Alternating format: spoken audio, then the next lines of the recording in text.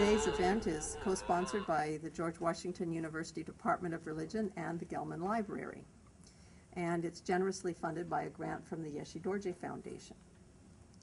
My name is Annie Kunga-Chudran, and I'm one of the faculty teaching Buddhism courses here at George Washington University. This topic of compassion is particularly important in Buddhism because the Buddha's teachings, if summarized in one word, it is said, would be compassion. So because compassion is central to the practice of Buddhism, today's focus is particularly apt. But in addition, this method of presentation that we'll use today is particularly chosen because Buddhism, in the process of learning, combines three stages. First, study. Next, contemplation. And third, meditation. This is how you learn. So today's event will combine the study of the sutras with very brief contemplation and some explanation of the meditation of those sutras focused on compassion. Because Buddhism is designed to allow for learning that is not only intellectual but also experiential, the combination of study through texts and experience through meditation is the ideal way of learning in that particular tradition.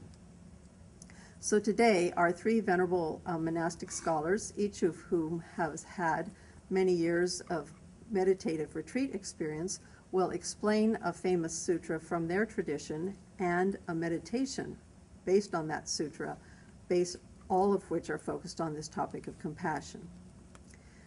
And each of the masters, of course, not only understands what they're talking about intellectually with respect to the scholarship of the sutras, but also each of them teaches widely and are expert at explaining Buddhism to others. It should be a very interesting afternoon. We're also very fortunate to have here in front of us the Tripitaka, which is the collection of the sutras spoken by the Buddha in English translation from the Pali. And we're very delighted that we have this precious resource, which Gelman Library so kindly acquired for us last year, and our students have been using in the Buddhism classes. And it's directly based off of these sutras that today's colloquium has arisen.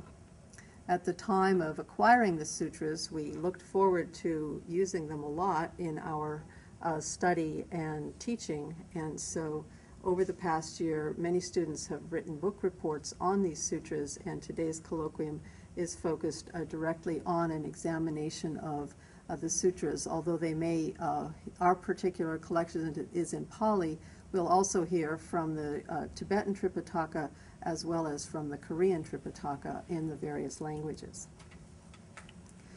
So first, I'd like to thank Dean Peg Barrett for coming today to the event and invite her to say a few words of welcome and opening for the remarks.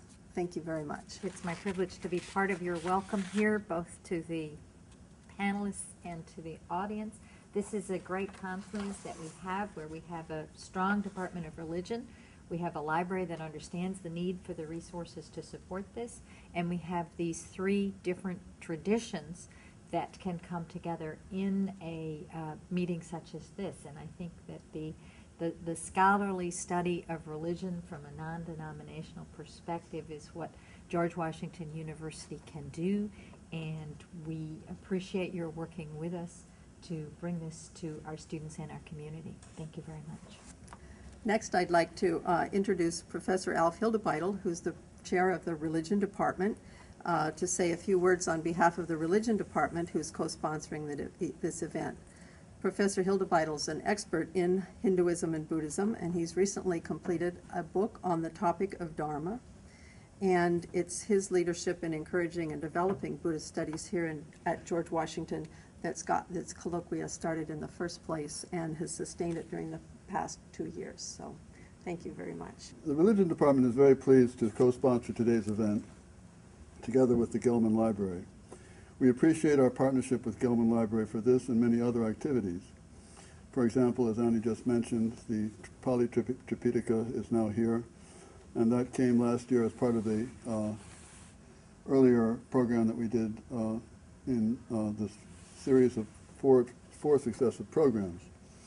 Arrival of the complete translation of the complete Buddhist canon in Gelman Library is a great resource for our students and faculty and others visiting our library, and has seen much use over the recent year.